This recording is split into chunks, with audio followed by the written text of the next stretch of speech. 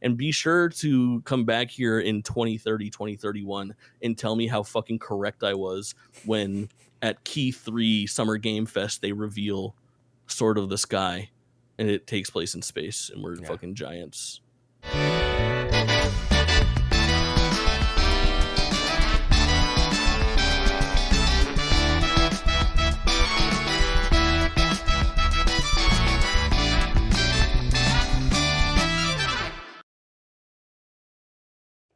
I fucked up.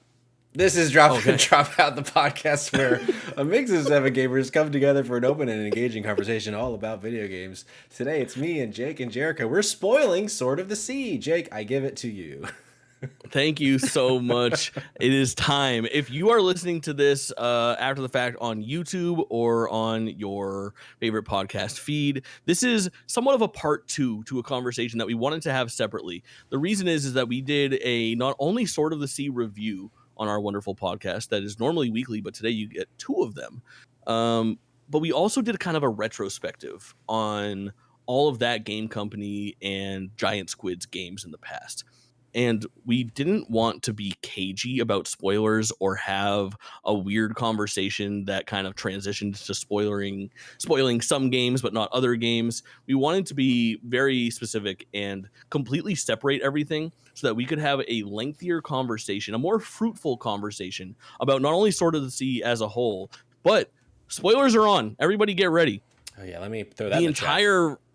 Yeah, the entire franchise, which is indeed a fucking franchise, that is the Giant Squid games. And if you ask me, Journey is included in that as well. Maybe not Flow and Flower, but I think Journey is 100% a part of this. So if you haven't listened to part 1, I urge you to go seek that out. But if you're just here for the spoilers, we'll do a little bit of a recap as well to make sure that everyone's on the ground floor here. But if you want, fuller thoughts on our Sword of the Sea opinions from people that have rolled the credits, I believe I gave it a 10. Jericho, what was your score? 9 out of 10. 9 out of 10. And P-Schwag, where were you? I landed at 9.5. 9.5. As well as, the retrospective on the entire company, as well as more details in our experiences with those individual games. Go seek that out. This is going to be just brushing the surface of those other games and then talking about how everything kind of loops together, because Sword of the Sea is indeed not brand new IP. This is a sequel to both Abzu and Pathless specifically, like 100%. Yes. And then I think in the same way, it also loops Journey into that thing without, I think, infringing on copyrights. For sure. When you guys were playing through this, Jericho, let me ask you, because you have experience with, I think, all of these games except for the Pathless, is that right? Yeah. And I didn't play Sky, but I don't think that has anything to do with this. No, I don't think Sky has anything to do with it. Where did you, at what point did you realize there was something more going on here? I mean, as soon as I saw the scenery, like, I was just like, okay, and like hidden, I know I don't know if I'm giving you the answer you're looking for or anything specific, but like, I mean, you are just thrown in and immediately you are uncovering and filling up these areas of the desert. And it seems that you might have, I had no idea they had connections to those other games, by the way. Like, I just knew like I didn't know it actually was a connection in terms of narrative. So you're educating me there. But I'll say, I'm like, what's happening? Because as soon as you wake up, like, there's like multiple statues of you. Or is it another person? Or are you just dying and rinse and repeating here? So yeah, all of that. I knew there's something else going on. For me anyways. I'm like, I don't know. P-Shrag, what about you? If I had played Abzu for even 10 minutes before I started Sword of the Sea, I would have figured it out in 5 minutes in Sword of the Sea. I feel like a dumbass now because like I also did that and nothing's clicking with me. Well, because so many of the assets are the exact same. The seashells, the secret seashells that you find one of those in Abzu 5 minutes in. I thought my perception was like they're just reusing. They just love fish. Sure. Well, there's that too. Yes. And that's like actually what I took it as. the chains that you grind on, the exact same chains in Abzu. Like, so much of it is the exact same in terms of like assets that are using. But that's not how I did it. I played this whole game first and then went back to Abzu, and it was the kind of thing where it's like, the first time you see the dolphins flying through the air, and that was like, man, this company really loves marine life. But it wasn't until, and even it took me a while with the second character to start figuring out, like, I don't know if it is the hunter of the Pathless, but if it's not, it's a descendant, or it's just like it's the same kind of person. It took a really long time toward the end of the game. I was like, I think this looks just like the character in the Pathless. And up until that, I was like, man, there's so many things that I feel like there's gotta be something here. So it took me most of the game to figure it out. So I still don't have those things. Was very much, I was grasping at this stuff pretty early, and I have a full stream, I did it in 3 streams. I broke it up into little pieces, but right from the jump, obviously I see Abzu, right? But it's hard to tell what is Abzu and what is just this really nice stylized look at like what they see the ocean or the sea as, because it's tough to tell, like, okay, well, that's a fucking flounder or whatever, and it's like, oh yeah, of course that looks like the one from Abzu, because all flounders look like fucking flounders. It's tough to tell, like, if that is meant to be this or anything. The first confirmation I got was Sharky, baby. Now I don't know what you guys call Sharky, but I love my Sharky, and I mean that is the emotional core of Abzu, and that is something that we didn't talk about. I didn't want to spoil during the first half of it, but I don't understand how you guys can play that game and give it a fucking 7 after the goddamn fucking will they won't they sexual tension of your relationship with Sharky in Abzu. For real? It's not actual love, but you have a companion in that game. Like it is a like uneasy alliance between like a aggressive shark that at first is a threat to you, and then throughout Abzu you realize that you guys have kind of like a common goal or can work together to accomplish some things. And it's a very simple story. It's like, the shark was aggressive towards you and you were avoiding the shark, and then something happens in the game and the shark gets caught under rubble, and your mission for a little while is to release the shark. And then when you release the shark kind of does like a little happy twirl and then goes on. And it's like, oh, maybe me and Sharky are kind of cool. And then you're in a situation where you really need an out, and Sharky shows up and you can grab Sharky and he kind of rolls around with you. And it's a very beautiful fucking thing, which of course culminates in the death of Sharky, which is fucking devastating, absolutely devastating. And it's like, that is like to me, outside of maybe the death of your like character in Journey, is like probably the most emotional moment in all 3 of those games to me, because you have Sharky and he's like in pain and you're like, oh my god, am I gonna save Sharky? And his fucking eye goes milky white, dude, and he just dies in front of you, and you just get to walk away from him, swim away. I really wish I had played through Abzu before Sword of the Sea, because I bet I would be a little higher on it than I was, because I only played it when it first came out and I just wasn't very. So a lot of my opinion now has 7 years of baggage of like thinking about it and not really caring about it, etc. I'm gonna make a really dramatic claim, and I don't think you need to play either one of those games to get a better experience out of this, because based on what y'all are saying, I think that would have taken away from the story I experienced. Yeah. Possibly. I'm really glad I knew that they weren't narratively connected. Like, that is a fact. Like, I did not take narrative connection. I thought they were just, hey, this is the type of, I just thought this DNA of all their games is just in it, but it's not necessarily like narratively connected. So, but honestly, I thought we'll get to it later, but when y'all are ready to talk about like what is going on here, and I'm curious, let me chime in to say where I thought something was happening. And this is what I think, because like, I don't know if I'm really far off of what I experienced and what I interpreted as, but I'm interested to know now. Sure. Well, that is the most important part, and we will absolutely pick your brain on that, because these are all games that are very much like, well, they are what you make them. Their story is somewhat up to interpretation, or like, oh my god, I wasn't even thinking about that context to that scene, and that kind of recontextualizes how I feel about it. And a lot of this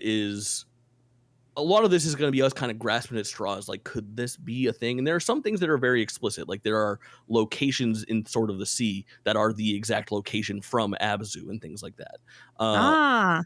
However, some of it is a little bit more of a stretch. So, but yeah, for me, Sharky was the first giveaway, because Sharky is the only aquatic creature in Abzu or Sword of the Sea that has like a visible tell. Sharky has a fucking scar over his left eye or right eye, and he also has like a kind of like a bite or like a slash mark on the back of his fin. And I go, that's my fucking Sharky. Like I pulled up the image and I was like, this is our guy. This is our fucking boy from Abzu. And that's when I first started to think about like, okay, well, if that's Sharky and Sharky is alive here, Abzu hasn't happened yet. Right. Because at the end of Abzu, Sharky's still dead.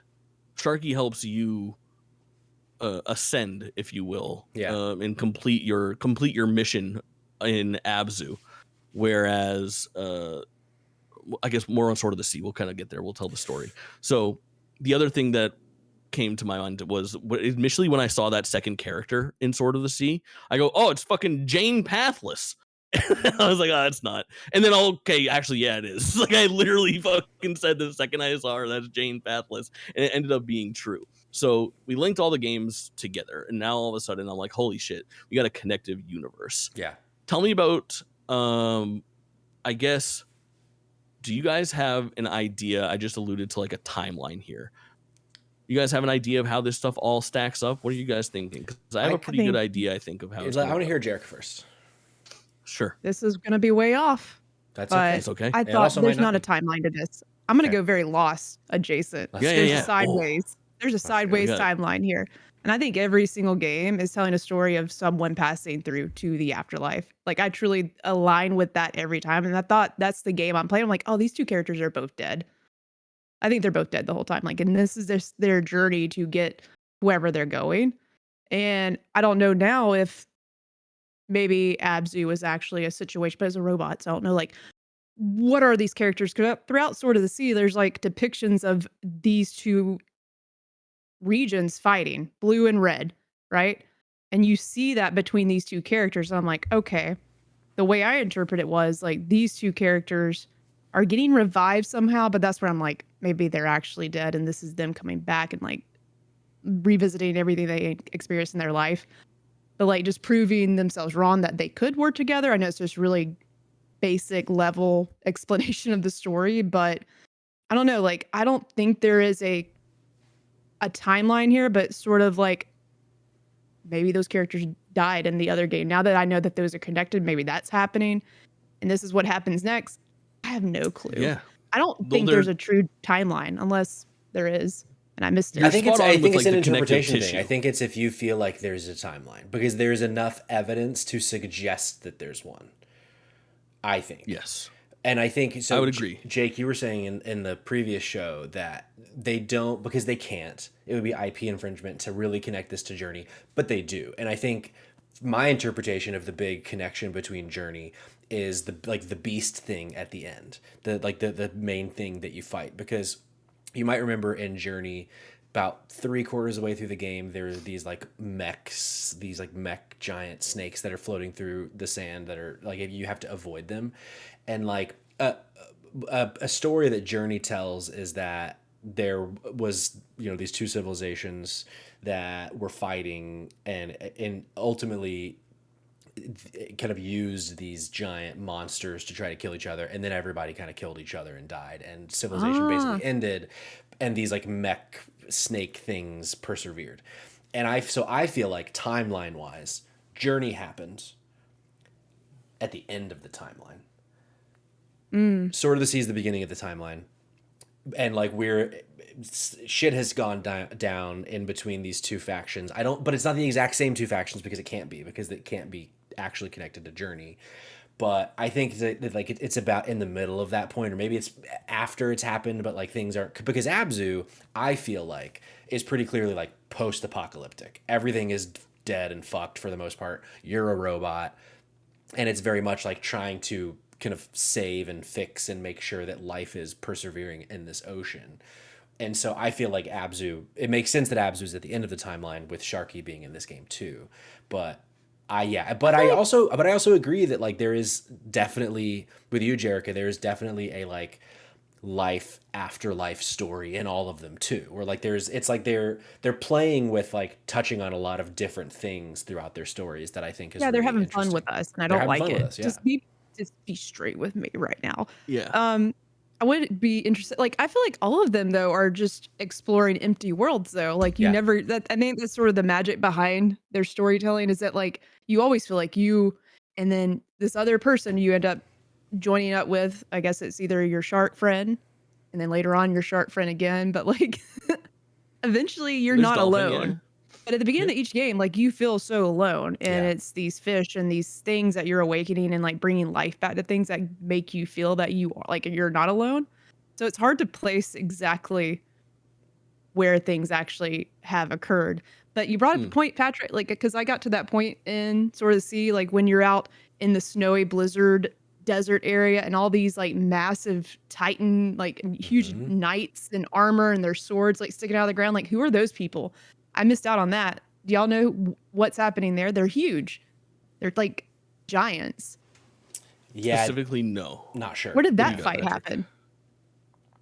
It does Is that feel touched like on? that. It I don't think it's touched on. I think that becomes the like kind of up for interpretation thing where like is this a like out of body experience of like Yeah, okay. and whatever, but like it does feel like that is some sort of homage or grander metaphor for the battles and the like the Yeah. turbulation that this world has gone through. But yeah, I don't know what the answer is, but I was so fascinated by them. And also as a was side cool. point, the whole fucking snow level and with when you first get the boost and you're going around, oh my god, unfucking believable. Yeah, I could have that is spent something. the rest of my night there, Yeah, but I yeah. didn't. Yeah, I chose to it move is on. so good. It is very like the moment that I had in that level. That I think it's the 4th level, maybe the 5th. I think it's 4th, where you get that boost and the fucking scale of the area gets so big, and it is very like Skyrim. You see that mountain over there? You can climb it. Yeah. Like it is so fucking sick that That's so good. long ass. I'm like, is that where I need to go? And then you fucking navigate there and you boost there the whole way, and it's so fucking satisfying. It really is unfucking believable. Jake, you what guys did we want miss to on the dig story? in? Is there Yeah. anything we didn't talk about that you Is think there of? anything? Yeah, I was yeah. like, I oh, mean, wow. I was gonna ask if you guys wanted to go crackpot theory right now and hear my timeline. Yeah, let's hear it. I'm curious of how, like, the biggest thing that I'm wanting to know where this fits and what's happening here is literally the beginning and the end. The first scene and the last scene. That's why it makes me think of Lost a lot because it sort of starts how it ends, sort of deal. Yeah, with like the water spiral droplet, thing. like turning back into that droplet, and then the first scene is the droplet falling on the statue and waking this character up. Like they return to Yeah. that form at the end of this game. So Well, what is because that? also Is it- you maybe- die, right? You die in the lava bit, but then you're brought back to life to finish your journey. And then I've kind of felt like it's the kind of thing where okay, you're brought back, you did the thing, you did what the water gods wanted you to, and then now your purpose is served. Now it's you got to die again and start the game over. Is kind of how become If water I'm- again. If I'm trying to stretch here and guess what's happening at the end, at the end I got it. I know what's going on. At the beginning, I don't know. Because I don't think it's cyclical.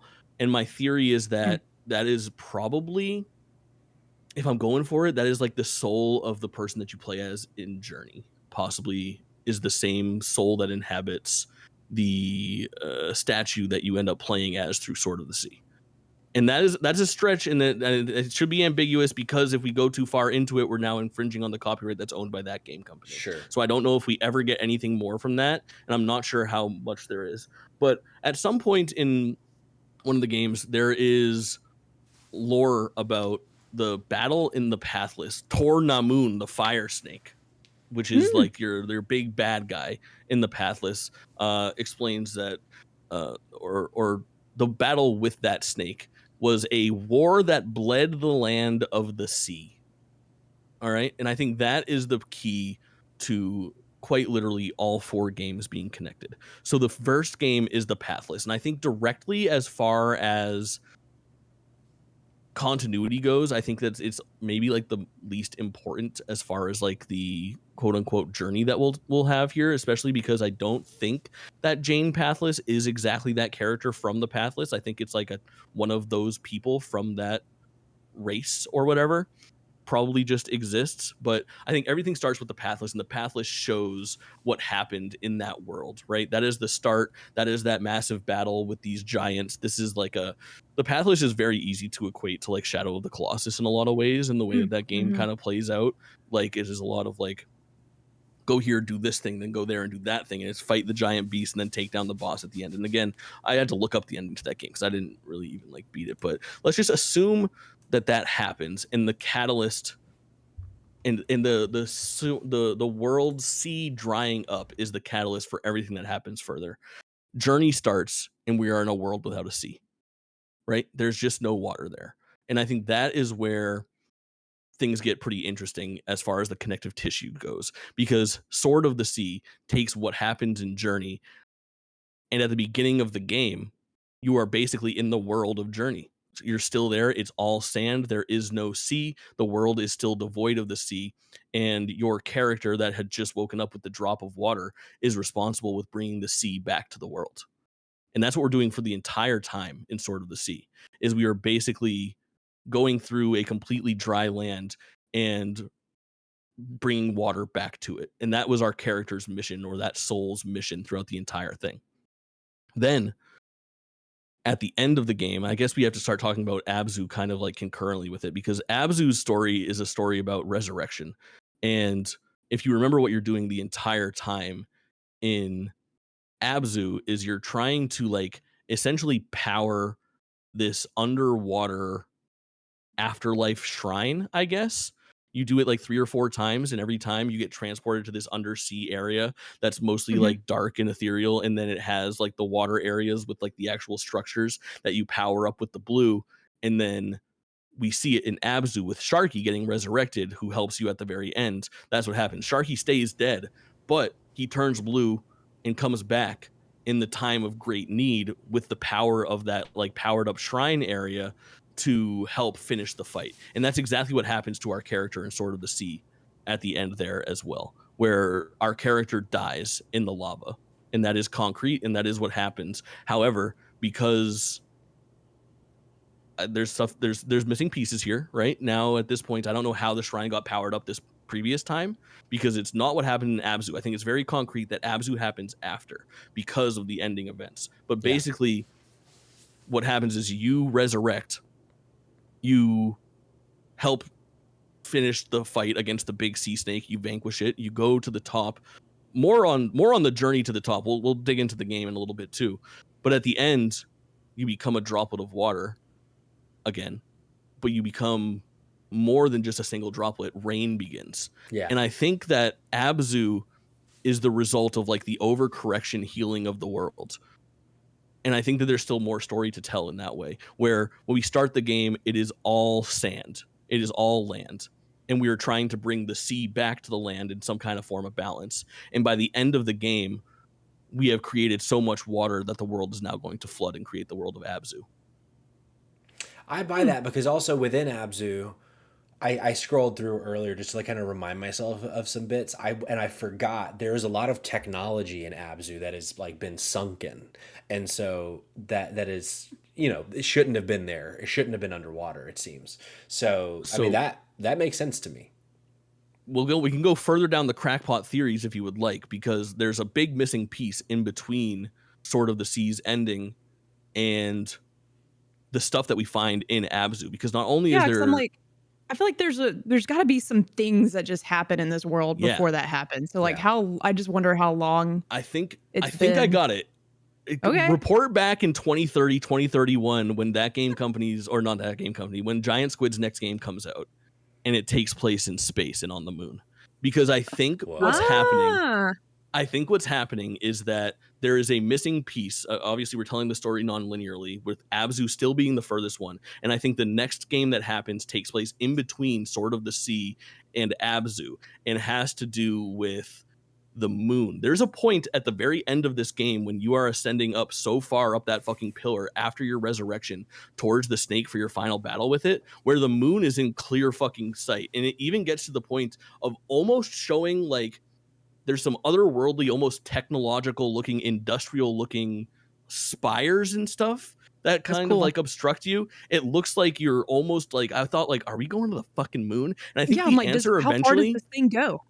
yes, I think eventually the answer is yes. And if not just the moon, then space or a solar system. I think it's a natural next step for a game that has explored the land, the sea, and the Yeah. sky. You know, I think Oh, that let's fucking going go. otherworldly and going mechanical is the way to do it, because that's the thing that's missing from Sword of the Sea over to Abzu. All of the stuff is there except for there is a lot of like mechanical things happening outside of the chains, which are kind of like simple machines with like cranks and levers and shit like that. There's actual like explosives and electronics, and your diver is a robot and your buddy is a fucking AI or whatever the fuck is going on in that game. There's some more sci-fi stuff happening, more And I so mean, than in any of That's the other three completely games devoid, and there is no technology like that in Sword of the Sea. at all. Yeah. well, Yeah. there's a lot of discussion in like manuscripts, whatever you're reading on the rocks, like just talking about humanity and gods, and like I just wonder who's ascended to the moon, like who's on the moon, like is that humanity? Is this another Sure. being? Like what? I Maybe think that is where everyone's at, because like in every game, it's just you. You're the Yeah. character and you're exploring and like trying to figure out where everybody's at, but like maybe that's where everybody and that or is more probably individuals. a more like individual thing that we would figure out, or I don't know if we ever will figure that out, but it has to be like the society from the Pathless, because that is the only one that is really like more than just a group of dead people, I guess. And then you also have that shorty in this game that is maybe the same girl, but probably not the same girl. What is their connection to the technology? And when I look at it, is the Abzu robot made in their likeness? Probably. I guess it would probably not be a stretch at this point. But then I really like everything that you're laying down here, but then I start to question it, because it's like, how would they get to the moon if there's no technology on this planet? You know what I mean? Like, But we almost got there on that spire. We never saw how. Did we ever get to the top? Because I'm having a hard time No, remembering, we because there was fight a lot going on. the thing. We fight the thing on that spire, and then we hit our culmination is in the air, because the ending of that game Right. takes place literally in clouds, if I recall correctly. Yeah, you're right. You're right. Thank Like you. it's like Yep, swirling that makes sense. clouds, and then when you become that water droplet, rain begins, and that's what I'm thinking is like Great Flood. Now everything is water, is basically what I'm thinking. sure. And I don't know if, it could be a completely otherworldly influence. Like that could be the end of life on Well, that they talked planet. about something else, just not giving a fuck about humanity. Like I feel like I read that, unless I got it backwards. It might be vice versa. But there's godlike beings that just don't care. So Yeah. I don't know. Yeah. I think that could be the answer, is like the X factor could be that it is a completely different set of living beings or technologically advanced humans, creatures, robots, or whatever that come into play here and are trying to do research. Because there's a lot of mystery in Abzu as well. There's a lot of fucking cave paintings again, and it is like very much you are a robot that is exploring a lost society of some sort. I love this shit so much. It's That's so so cool. good. It's Now so I'm fucking good. now I'm gonna play the game, not because of not I just need it for narrative. Like I'm just looking for these little secrets.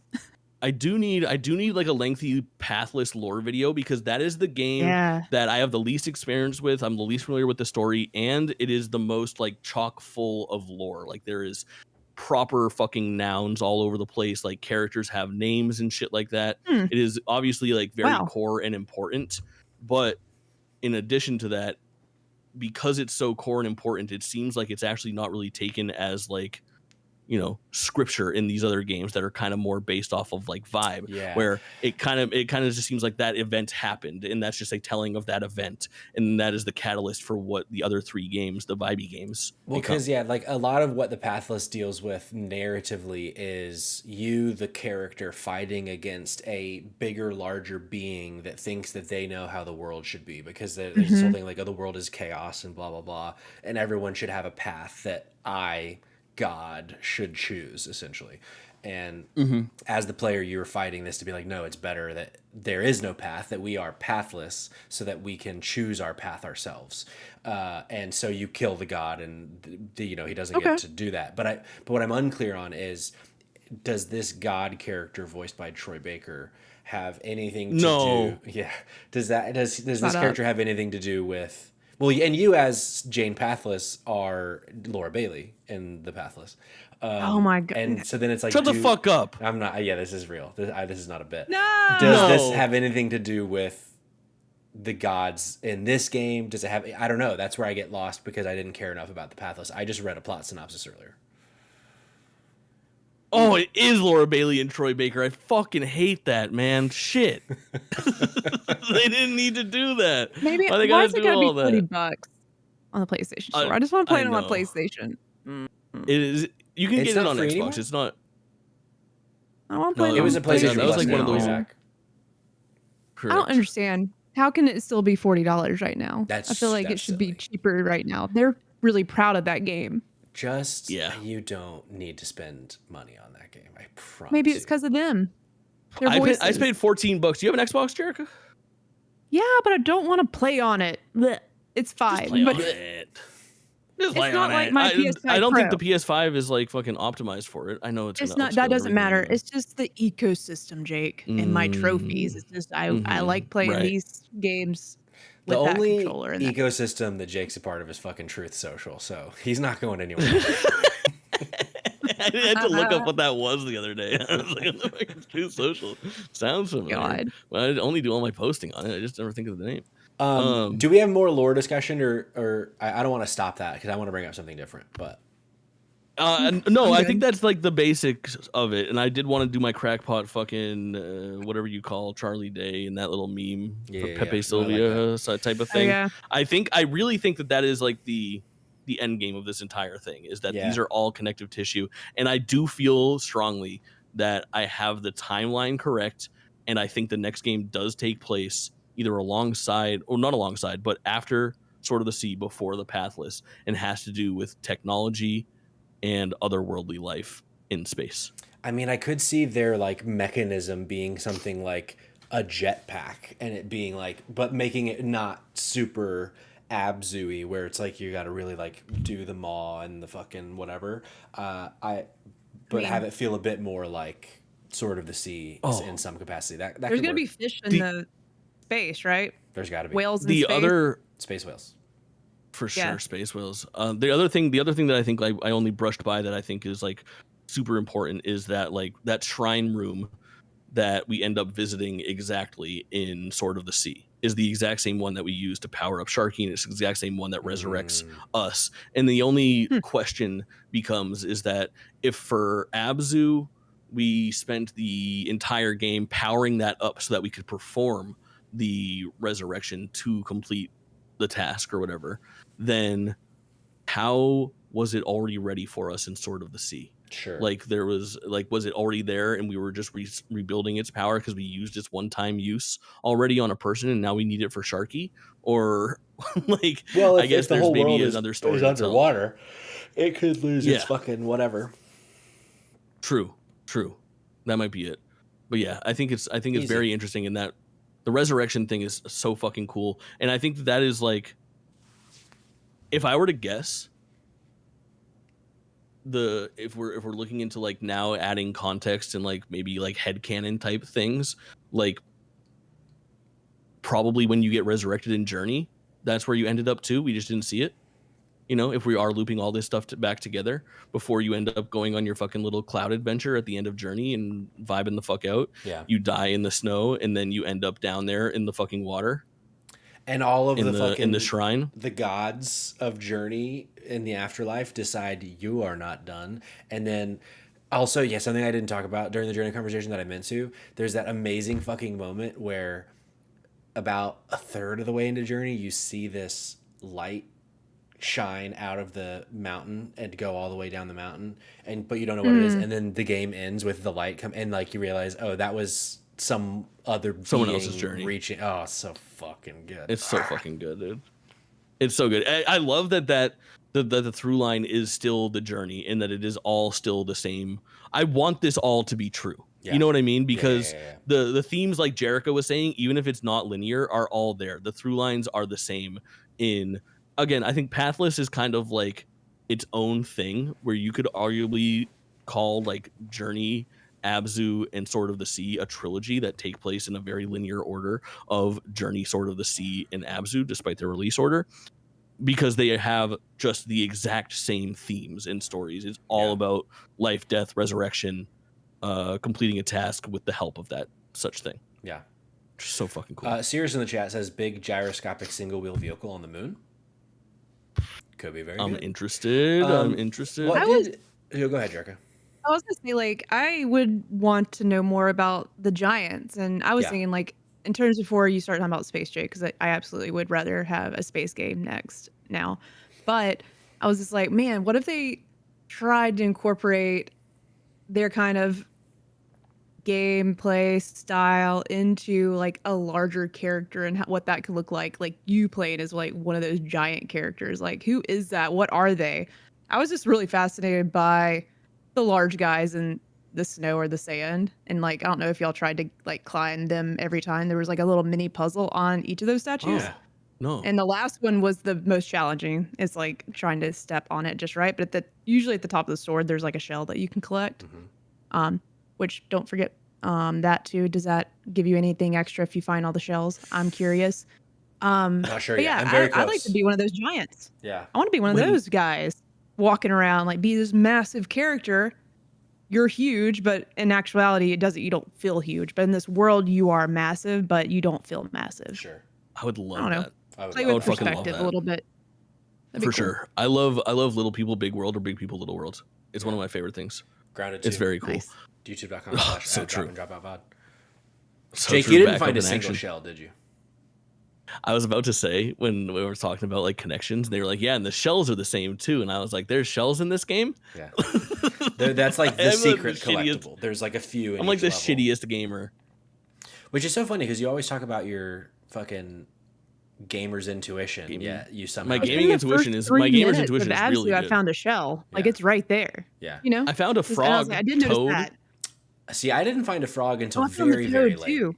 That was, I think, the first frog I found was in the lava level. Oh, there's one more. in each level. Damn it! I only found one. There's one in each level. Oh shit! Yeah, it scared me. The sound it made was strange. Potential hot. It's take. a bonanza-like. It's cranky, basically. Like finding your cranky. This is a bonanza-like. Potential hot take. I thought the worst parts of this game were when you were the animals. Yeah, hated it.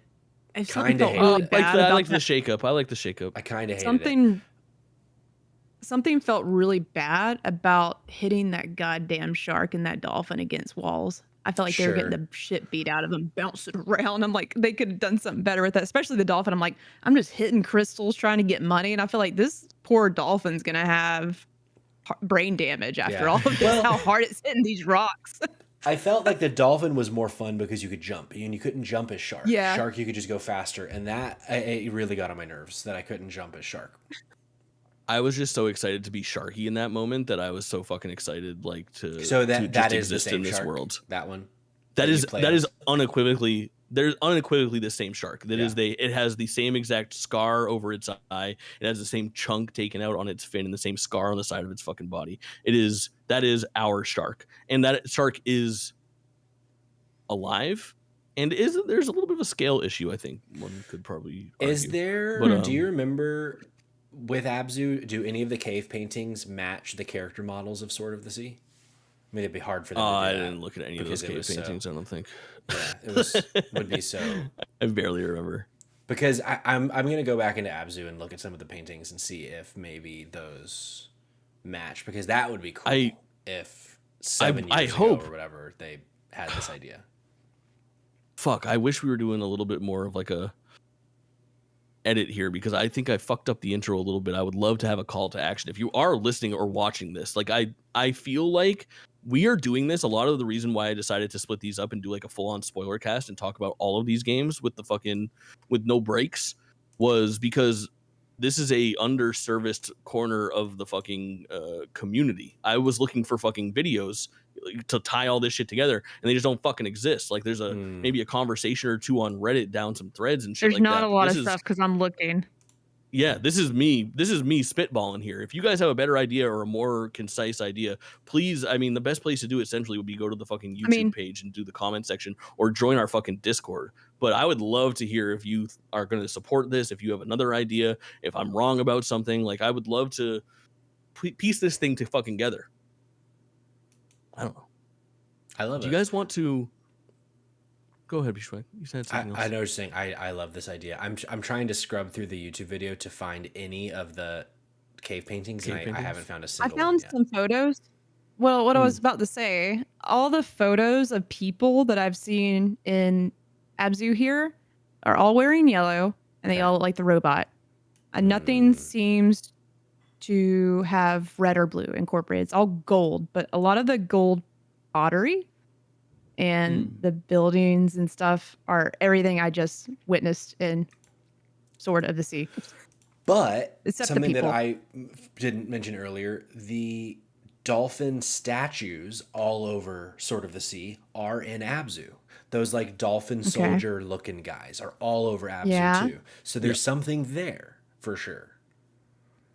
I think that I think that there is a long period of fucking time in between Sword of the Sea and Abzu, and what we are watching is like the world being taken over by water, like an overcorrection. To your point, I found some more images. Someone put on Steam all of their screenshots of pretty much all the art in Abzu that's on the walls, and I see depictions. You're the diver. You've jumped, or you're the character, and you come across. There's like tons of leaves on the water, so you're just peeking out. And on these murals, I see a lot of characters looking like they're trying to scoop the water out, like there's too much water, and they're getting overran by water. Yeah. Yep. So Jake, you're onto something. I think there's something there. The one thing that I wanted to do before we wrap things up here, because I feel like we've done our theory crafting correctly, is I think we should just do ourselves a service and talk a little bit about like the stuff that we wouldn't talk about in the main podcast, about like the ending, and then our like final thoughts on the game, with all of that stuff being contextual now. I have just like the chapter select screen and just running through these worlds. I think there's some really interesting stuff to fucking talk about there. Game starts off with chapter 1, which is the Veiled Sea. That's the one where we're basically in the journey world. It's all sand all the time. Tutorial, the whole 9 yards. We then go to the Lost Grotto, which I think is kind of underrated. I liked that area a lot. It's kind of the introduction of like the chains and the grinding and stuff like that, which was a pretty hot ticket. The next spot is the Forbidden Valley, which is more dolphin. Sandy, but you're on the dolphin. After that, you go Shadow Tundra. That's the one that we've talked about at length here. That's the one where it's big, snowy level. The scale gets really fucking solid, which is super impressive. We go then into Frozen Drifts, which I think is a really interesting one. That's Shark. That's right. Frozen Drift is Shark. That's right. Yep. Big, also kind of just snowy. And then we get to what I think is props to them for not fucking showing all of their cards, because basically from Frozen Drifts on, the back half of this game, these last 4 chapters, there is nothing in the promotional materials. I don't think we see Jane Pathless at all, or her character. We don't see the riding of Sharky. Sharky's not in there at all. We don't see this crazy Northern Lights atmospheric fucking vibey. Oh man, I love this fucking Sacred River is so easily my favorite fucking chapter. It's 3 before the end, and it's the one where you're spending a lot of time in the air, basically, like doing like the most intense platforming in the game. That's the best. When you get the triple jump, but the third jump is grinding water in the air, which is fucking dope. I wanted one more level really like that. That wasn't in the dark. So good. I mean, it was cool, but I just wanted to be able to see and like mix with some of the sand, like where I'm going up or down would have been really fun. But like, I loved having multi levels to a level. That was awesome. Yes. And then one thing that I didn't put together is that this was the coolest fucking level because we're with Shorty for this entire level. Yeah. You know, at the end of this level is where, so there's 2 people on the board the entire time. And the thing that I didn't realize is that the triple jump is not a skill that he learned. It's a skill that she brought to the table. Yep. Because when you get into Boiling Cavern, I go, where's my fucking triple jump? And someone in chat was like, that wasn't you, dog. That was your girl. That's right. I was like, damn. Right. Yeah. That's so fucking sick. It's a good idea to take it away and you lose some of that mobility and you have to get back to some of that platforming stuff. But for the most part, I think it's very impressive that there is so much going on in the, I guess, relationship between those two that is so signified by like a special move and then taken away from you. I think it's very rad. I think it's really it was one of the best parts of the game. Like, I agree. A small thing, but very cool. I also really loved the No, don't apologize. I No, no. steamrolled you there. I really like how it introduces this other character as seemingly your foe. I'm realizing that our cameras are just fucked right now, but that's fine. On the B-roll, that they're seemingly against each other, but pretty quickly they're like, no, no, no, you guys are friends. And I love that, Yeah. that ends up being the case. And this is that level is the culmination of that, which I thought was very cool.